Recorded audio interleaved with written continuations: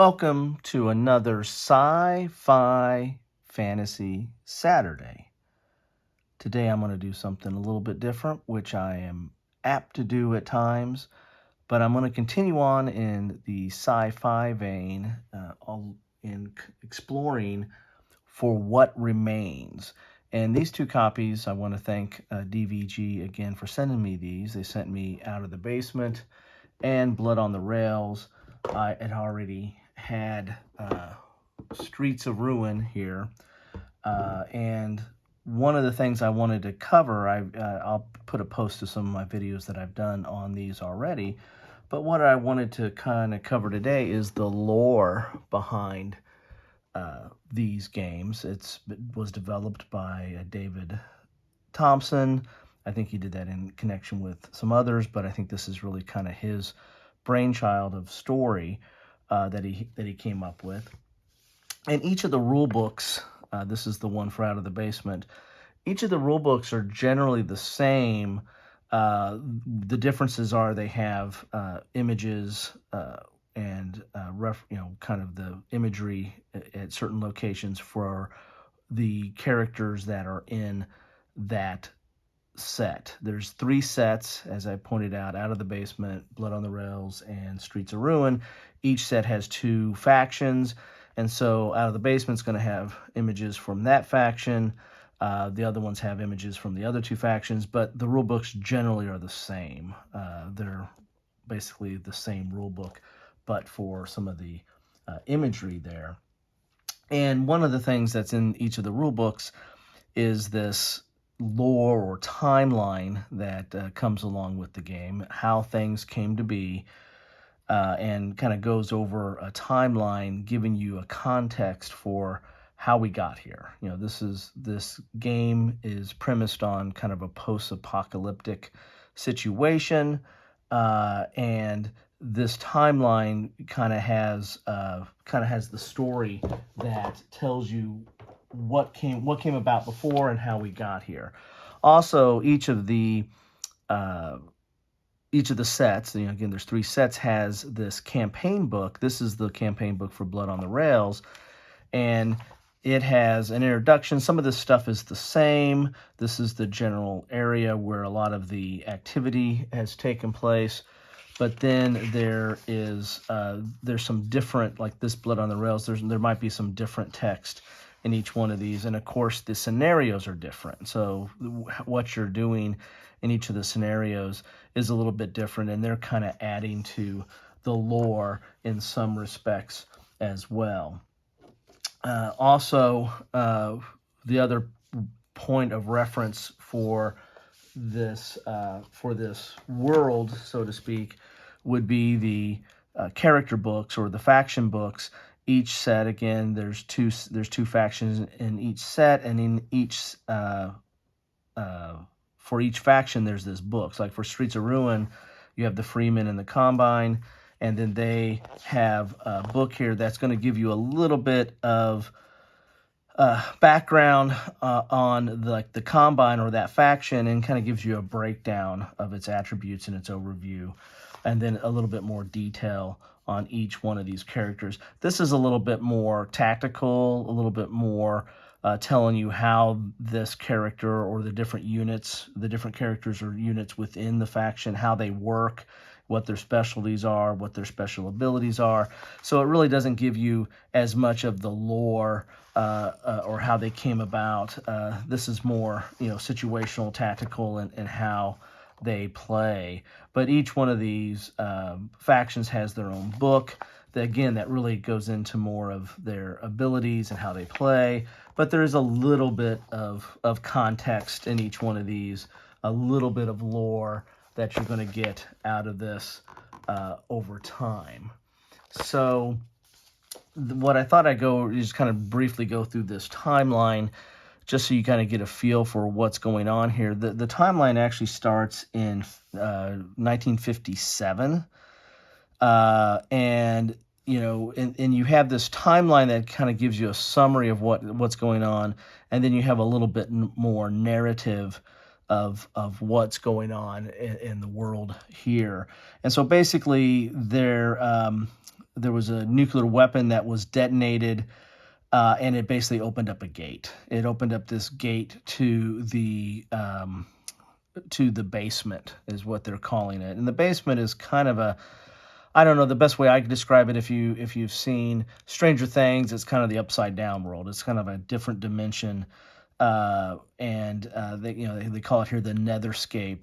And so it's this different world, and they're calling it the basement, and that's kind of one of the main themes of getting this set here out of the basement. Those are the bad guys, so to speak. Those are the main baddies that everybody's kind of focusing on, of how to combat them and how to stave off an attack from them, as they're coming from this somewhat of a different dimension. And so a lot of what's going on in this timeline is they're investigating the basement. They're researching it. Again, very similar to the Stranger Things. Again, I don't know which came first. I don't know if David Thompson was inspired by that at all, or if it was just in parallel. A lot of times, great minds come up with things at the same time in parallel, right?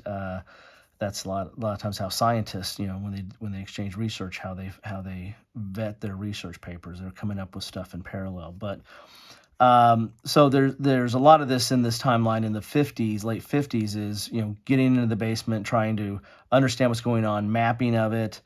From 59 to 63, major nuclear powers learn about the basement and begin creating their own gates. That meaning that the U.S. has tapped into this, and it becomes like almost a basement race, a race to the basement. So kind of like a mini arms race, but different countries wanting to tap into the resources of the basement.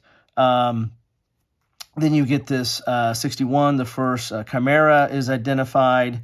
And the chimera is this, where's that at? That is like an interdimensional beast here. I was trying to see where they talk about that in here. They kind of talk about that here in some point, in some of the dialogue. Again, a lot of this is following the timeline, and then you kind of read some of the text and kind of figure out what's going on as well. Limited test ban treaty. Again, this is this research into the basement is very much equivalent or an allegory to the arms race, but this is happening actually a little bit earlier, or about the same time as the arms race, the actual nuclear arms race. Then there's 1990 is the first contact with Nethomancer, and that's one of the main characters that comes in out of the basement here. And there's a bad interaction with them. And again, more comprehensive test ban treaty signed. More treaties are signed. Again, there's this arms race, or race to the bottom, so to speak, race to the basement, is going on here as well. Then there's an arm expedition, captures a Nethomancer, but loses half the team. The other half eventually become chimeras. Chimera is this, I believe, transition of the of humans into this into these creatures out of the basement. So they're being exposed to the Netherscape and changing them, right? And there's characters that represent that in the Out of the Basement set as well. So if you want to play this game and have kind of have a focused enemy, then you probably need to get the Out of the Basement set. The other sets are a little bit more subtle on who's the bad guy, who's the good guy, but you can really kind of focus on the creatures. The order is what they're called. That's coming out of the basement. Over here we have North Korea conducts its first underground nuclear test. That's 2006. So we've got again another similar situation to modern day issues of rogue nations, kind of getting into this arms race, or in this case, the basement race. And so that's going on. So there's a lot of talking about North Korea and them creating their own gate here. Final plans are made for an alliance between North Korea, Algeria, Pakistan, Iran, and the Nethomancers. This is in September of 2021. So now you've got them basically being in league with the devil, so to speak, or league with the order, so to speak. In 2022, Nether beasts emerge in mass on the Earth's surface.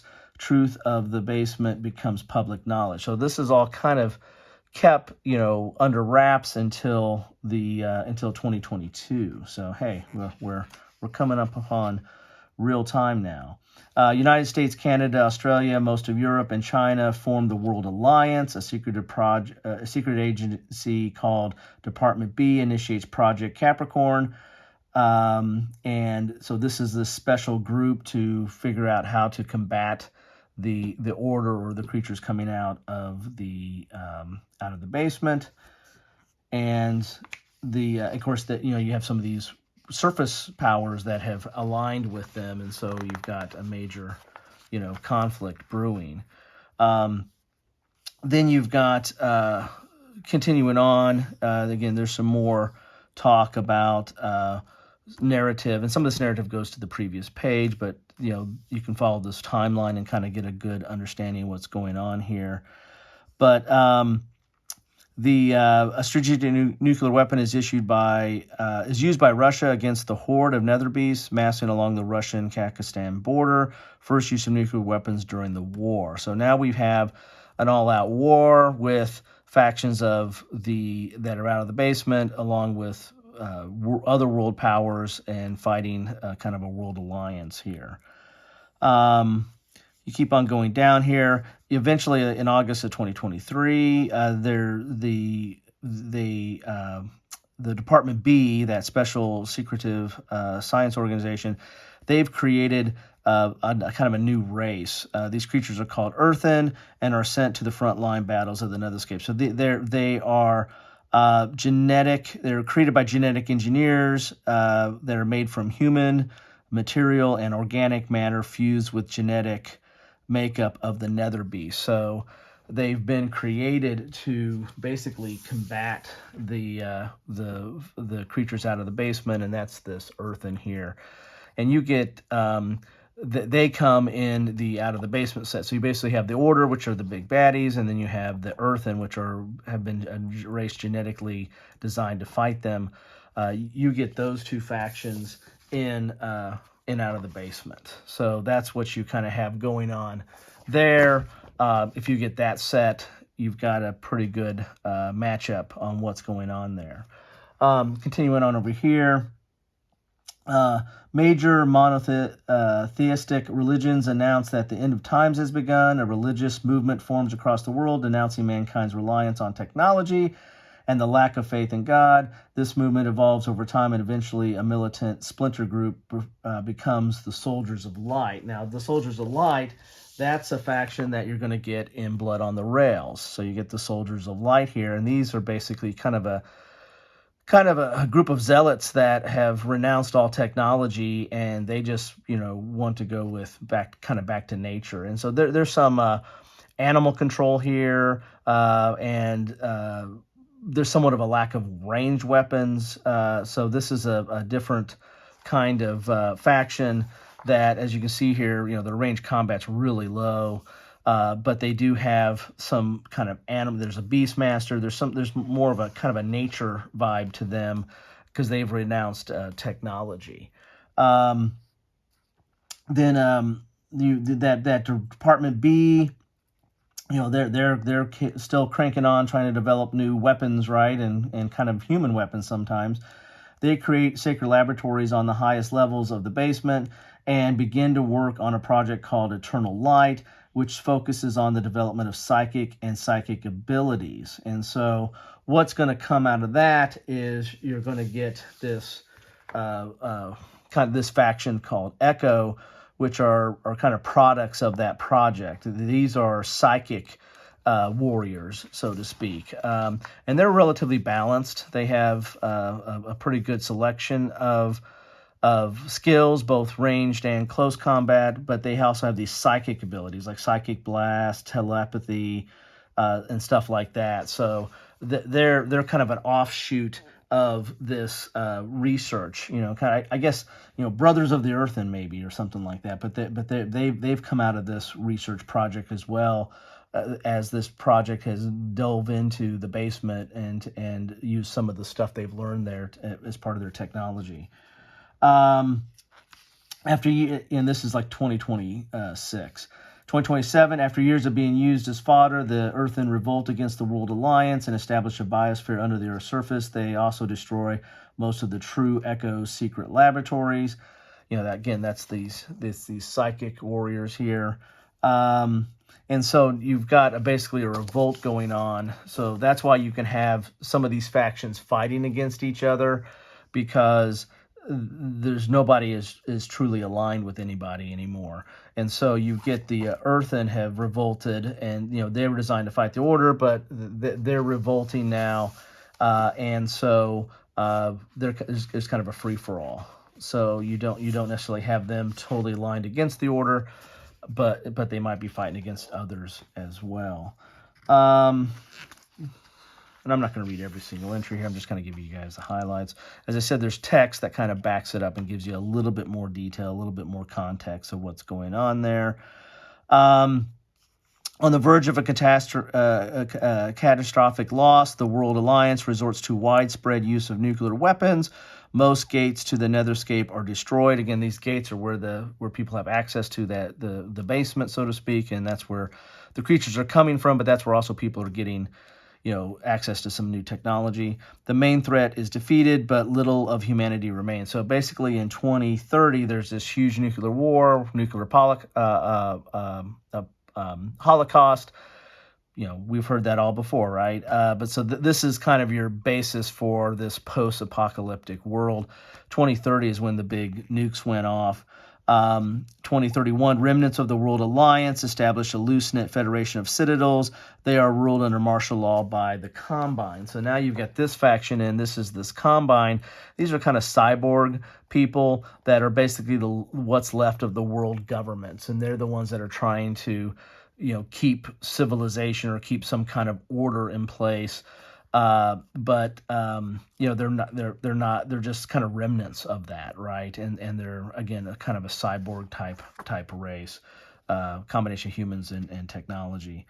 Then you have, so surviving members of the True Echo go into hiding and refer to themselves as Echo. Again, that's this Echo faction that we were talking about. That were product of the psychic experiments inside the upper layers of the basement. Large-scale revolts erupt against the Combine, although scattered and possessing little command and control capability. These groups establish a viable rebellion. They are collectively called the Freeman Coalition. So now we have the last faction brought into play. We have these freemen, and this is basically what's left over of the humans. This is the rebels, so to speak. They don't like, of course, they don't like the Order. They don't like necessarily the Earthen. They're probably not very trusting of the Echo or the Soldiers of Light, and so they're wanting to restore humanity back to humanity, so to speak. So they're the kind of the pure humans, so to speak, and are kind of the rebellion. And really their main enemy is the Combine, is what's left of the governments and the world order. So that's why these two factions come together in Streets of Ruin. You get these two factions, and they're kind of going after each other there. So then, after years of hiding following the World's Alliance nuclear assault, neither beasts begin to reemerge from a few remaining gates to the basement. They join forces with the remaining elements of the Nethomancers who had allied with the North Koreans. Their goal is to eradicate humanity so they can establish a new home. They call themselves Order of the New Dawn. So there you have it. That's how all the factions are in play. These two mainly fight against each other, but again, the Combine's going to fight against anybody that's not going to, fall into their control or rule. The Freemen are, again, by their name, want to be free. The rebels, so they're basically fighting on anybody that wants to control them. You've got the Soul, which are rebelling against technology. So they're basically, fighting against anybody that has any kind of technology that's going on, which is basically everybody else. Echo are these leftover science experiments, in psychic powers. And so they're kind of almost, in my opinion, are almost like freelancers that are going on here. Earthen, again, were designed to rebel against, or designed to fight against the Order, but have rebelled, so they're kind of on their own now. And then, of course, the Order is the bad guy, so to speak. So that's the different factions. That is your history lesson for today. I thought I'd just give you a little bit of background on the world for what remains. Again, each of the rule books have this, so you don't have to have all 3 sets to get this context or to play this game. I mean, each set has 2 factions that are relatively balanced to each other. They're very asymmetrical, but they match up pretty well. And you can play any of the factions against any one of them. And if you think there's a little bit of an imbalance, it's very easy to tweak that balance in there. So that's some context I thought I'd give you today. As I said, there's more of that in these, a little bit more, not a lot, but there's a little bit more in these campaign books that have the different scenarios. They go into a little bit more context of this world to give you a feel of it. But, that's how we all blew up, and that's how it happened. So I thought I would share that with you today. And again, I wanted to thank DVG for sending me, this is the most recent one, but they also sent me the Out of the Basement as well. So I can't even get that one on there. Let's move this over here. So thank you, DVG, for sending me those 2. Hey, y'all have a great rest of the day.